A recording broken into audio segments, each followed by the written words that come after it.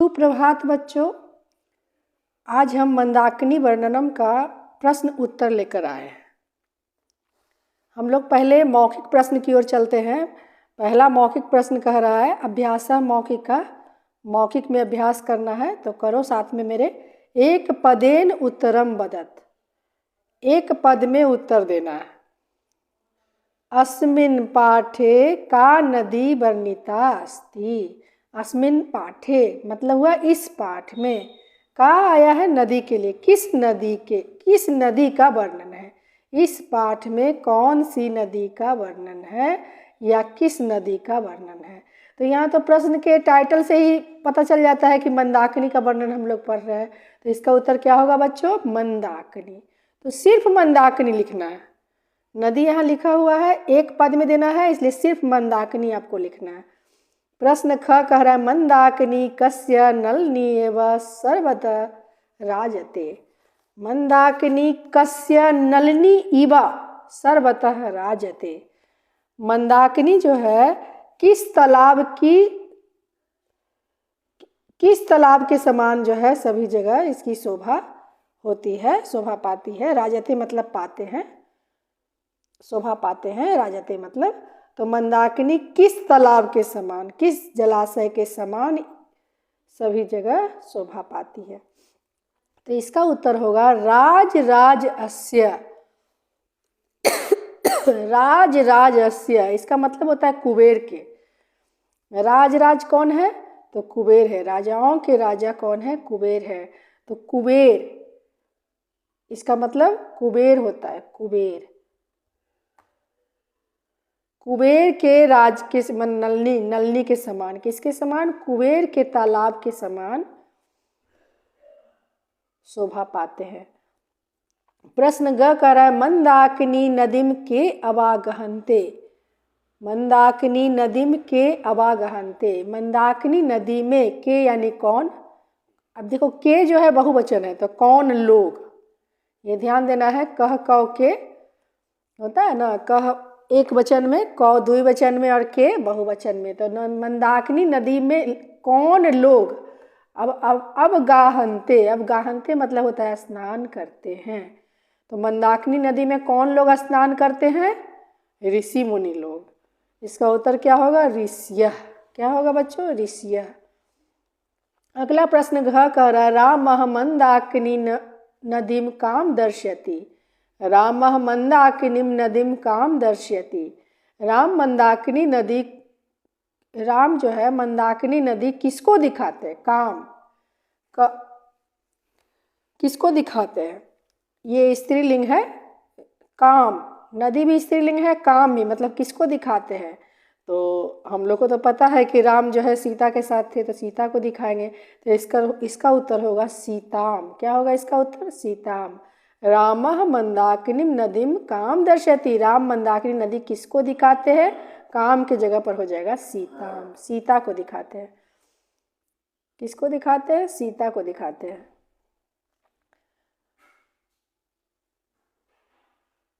प्रश्न अरा कह रहा है मंदाकिनी वर्णनम कुतः संगृहीतम अस्ति। मंदाकिनी का वर्णन, मंदाकिनी वर्णन, ये जो मंदाकिनी वर्णन हमारा ये है टाइटल है या पाठ है, ये कहाँ से संग्रहित है। संग्रहित मतलब लिया गया, कहाँ से लिया गया है। कुतः मतलब कहाँ से लिया गया है। तो वाल्मीकि रामायण से लिया गया। इसका उत्तर क्या होगा बच्चों, वाल्मीकि रामायणात। कहाँ से लिया गया है, वाल्मीकि रामायण से लिया गया है। अगला प्रश्न है मुनियः कम उपतिष्ठन्ते। मुनियः कम उपतिष्ठन्ते। उपतिष्ठन्ते का मतलब आपको जानना होगा, आराधना करते हैं। मुनि जो है किसकी आराधना करते हैं। मुनि लोग जो हैं वो किसकी, जब गए हैं नदी में स्नान करने, तो नदी में स्नान करते समय किसकी आराधना की जाती है। हम लोग सब जानते हैं कि सूर्य भगवान की आराधना की जाती है। तो इसका उत्तर होगा आदित्यम। क्या होगा बच्चों, आदित्यम। कीदृशानि तीर्थानि रतिम संजनयन्ति। अगला प्रश्न 6 हमारा कह रहा है कि कीदृशानि तीर्थानि रतिम संजनयन्ति। कैसे घाट, तीर्थ मतलब तीर्थानि जो है घाट के लिए आया, किस प्रकार के घाट जो है रतिम मन को आनंद दे रहे, संजनयंती मन को आनंदित कर रहे हैं किस प्रकार के घाट? तीर्थानी घाट के लिए आया है तो इसका उत्तर होगा रमणीयानी। इसका उत्तर क्या होगा? रमणीयानी। मन को हरने वाले जो है घाट जो है मन को आनंदित कर रहे हैं। कोई दिक्कत नहीं बच्चों को? लगता है कि ये प्रश्न जो है अच्छे से समझ में आ गया है, ये प्रश्न उत्तर मौखिक। अब हम लोग जो है दूसरे प्रश्न की ओर चलेंगे।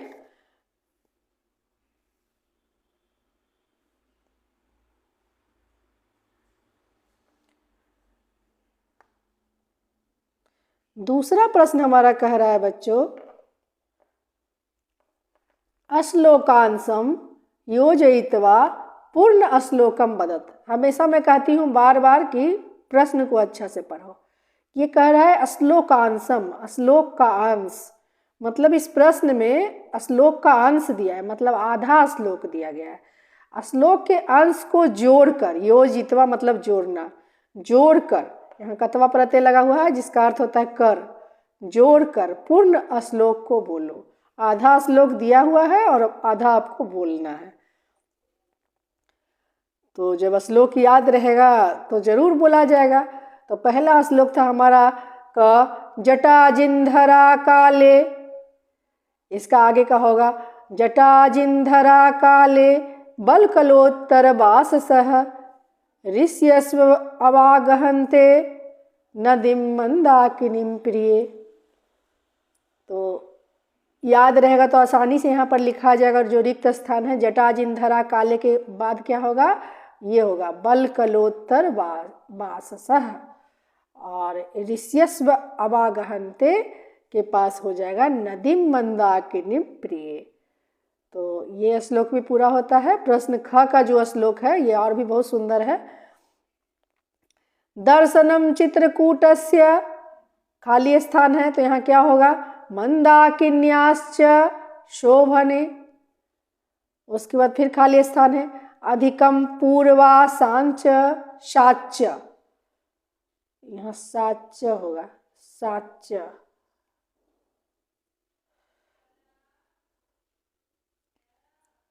मन्ये तव च दर्शनात्, ये तो दिया हुआ है तो यहाँ होगा क्या क्या? मंदाकिन्याश्च शोभने अधिकम पूर्वासाच्य। तो इसको पढ़ेंगे पूरा। दर्शनम चित्रकूटस्य मंदाकिन्याश्च शोभने अधिकम पूर्वासाच्य मन्ये तव च दर्शनात्। तो इस प्रकार ये प्रश्न भी हमारा समाप्त हो रहा है।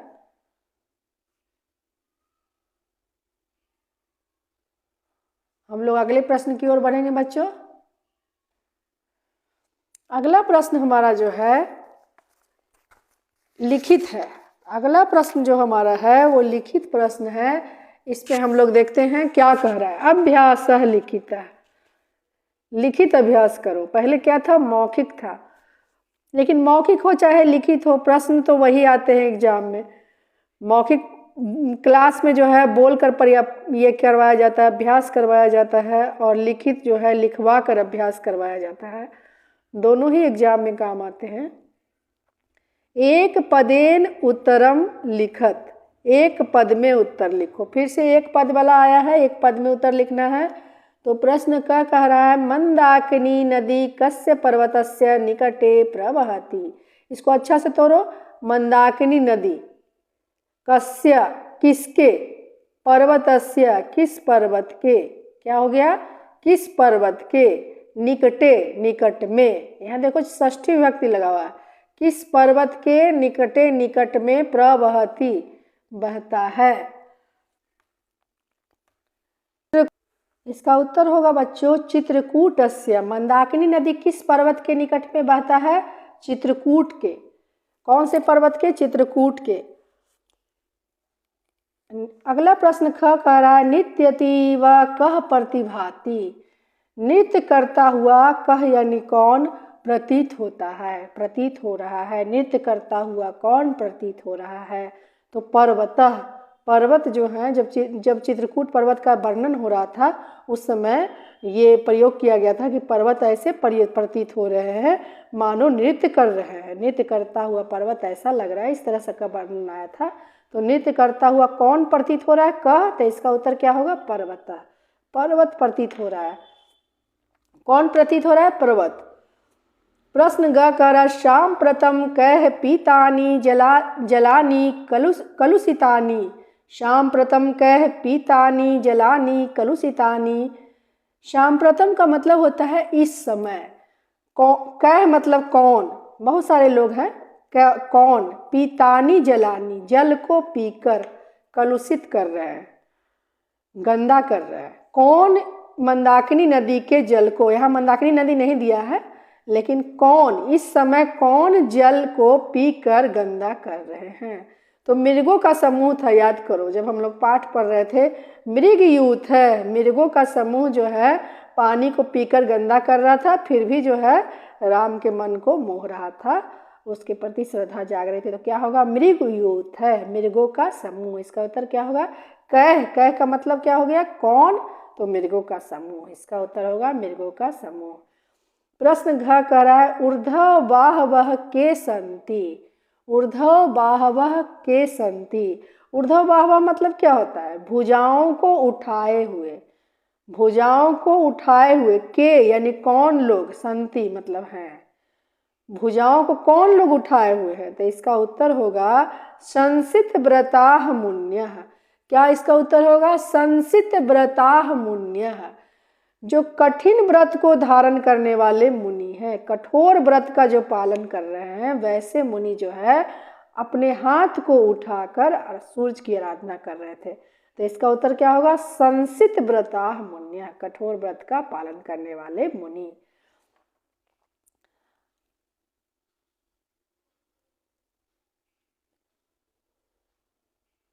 अगला प्रश्न कह रहा है अड़ विशालाक्षी इति कस्या कृते संबोधनम। विशालाक्षी इस शब्द से किसका संबोधन किया गया है? विशालाक्षी किसको कहा गया था? हे विशाल नयनों वाली। राम ने सीता को कहा था हे विशाल नयनों वाली। तो कस्या मतलब किसका संबोधन? यहाँ देखो स्त्रीलिंग में है। सीताया किसका संबोधन? सीता का संबोधन। विशालाक्षी इस शब्द से सीता का संबोधन किया गया था। तो मुझे लगता है क्लियर है बच्चों। अब हम लोग अगले प्रश्न की ओर चलेंगे। अगला प्रश्न हमारा कह रहा है पूर्ण वाक्येन उत्तरम लिखत। पूर्ण वाक्य में उत्तर लिखो। प्रश्न का कह रहा है हंस सारस सेविताम विचित्र पुलिना च का। हंस और सारस जो पक्षी होते हैं उनसे सेवित विचित्र तटों वाली च यानी और, हंस और सारस से सेवित और विचित्र तटों वाली कौन है? तो मंदाकिनी है। हंस और सारस से सेवित और विचित्र तटों वाली कौन है? मंदाकिनी नदी है। तो क्वेश्चन क्या है? का को हटाना है और यहाँ मंदाकिनी करना है, बाकी पूरा उतार देना है। खाली प्रश्नवाचक जो शब्द है उस पर आपको ध्यान देना है। पूर्ण वाक्य में जितने भी आंसर होते हैं इसी तरह से उत्तर दिए जाते हैं। तो का को हटा के मंदाकिनी, काम यहाँ होगा, यहाँ इसे मंदाकिनी लिखना पड़ेगा। प्रश्न ख कह रहा है संसित व्रतः मुन्यः किम कुर्वन्ति। संसित व्रतः मुन्यः किम कुर्वन्ति। कठोर व्रत पालन करने वाले मुनि क्या करते हैं? अभी इसके पहले वाले प्रश्न में हम लोग जो लिखित पढ़ रहे थे उसमें पढ़े थे हाथ को उठा के आदित्य की यानी सूर्य की आराधना करते हैं। तो यहाँ किम को हटा देंगे और यहाँ लिख देंगे संसित व्रताः मुन्यः आदित्यम उपतिष्ठति। सूर्य की आराधना करते हैं। कुर्वन्ति भी हटाना पड़ेगा। क्या करते हैं? तो सूर्य की आराधना करते हैं। प्रश्न ग कह रहा है श्री राम मंदाकिन्याम पोपुल्यमानान कान दर्शयति। श्री राम जो है मंदाकिनी नदी में तैरते हुए किसको दिखाते? पोपुल्यमानान मतलब तैरते हुए किसको दिखाते? कान यानी किसको? तो यहाँ पर कान हटाओगे और इसका उत्तर हो जाएगा अपराण पुष्प संचयान। बस कान हटा के अपरान पुष्प संचयान लिख देना है, बाकी सब उतार देना है। श्री राम मंदाकिन्याम पोपुल्यमानान अपरान पुष्प संचयान दर्शयति। अगला प्रश्न घ करा सिद्ध जना किरणाम मंदाकिनीम का पश्यति। सिद्ध जना किरणाम मतलब सिद्ध जनों से भरी हुई मंदाकिनी नदी किसको दिखाते हैं? मंदाकिनीम, मंदाकिनी नदी का यानी किसको दिखाते हैं? तो सिद्ध जनों से भरी हुई मंदाकिनी नदी जो है भगवान राम का किसको दिखाते हैं? सीता को। प्रश्न अड़ा कर है मंदाकिनी वर्णनस्य रचयिता कः। मंदाकिनी वर्णनम जो वर्णन है, मंदाकिनी वर्णन के जो पाठ हैं उसके रचयिता कौन है? हम लोग जानते हैं कि वाल्मीकि मुनि हैं। मंदाकिनी वर्णन के रचयिता वाल्मीकि हैं। मंदाकिनी वर्णनम रामायणस्य कस्मिन् कांडे अस्ति। मंदाकिनी वर्णनम जो पाठ है ये रामायण के किस कांड से लिया गया है? मंदाकिनी वर्णनम जो पाठ है रामायण के अयोध्या कांड से लिया गया है। कहाँ से लिया गया है? अयोध्या कांड से लिया गया है। शुभागिरह के निष्कूजंती। शुभागिरह के निष्कूजंती। सुंदर वाणी में, शुभागिरह मतलब सुंदर वाणी। सुंदर वाणी में कौन चहक रहा है? कौन चहचहा रहा है? शुभागिरह चक्रवाका निष्कूजंती। सुंदर वाणी में चक्रवाक जो पक्षी होते हैं वे चहचहा रहे हैं। तो ये प्रश्न 2 जो है हमारा समाप्त हो रहा है। प्रश्न 2 के बाद हम लोग अगले प्रश्न की ओर चलेंगे। प्रश्न 3 क्या कहता है? रिक्त स्थानानि पूर्यत। खाली स्थान को भरो। क्या है प्रश्न का? विचित्र पुलिनाम रम्याम। ये जो खाली स्थान है ये श्लोकों का है। तो जो श्लोक था उसी को पूरा करना है। यहाँ पर श्लोक लिखा नहीं है, सिर्फ लिखा है रिक्त स्थान को पूरा करो, लेकिन श्लोक है, श्लोक का अंश है। तो इसको याद रहेगा, श्लोक तो जरूर लिखा जाएगा। तो ये ध्यान देना है कि हमको श्लोक याद करना पड़ेगा ऐसे प्रश्नों के लिए।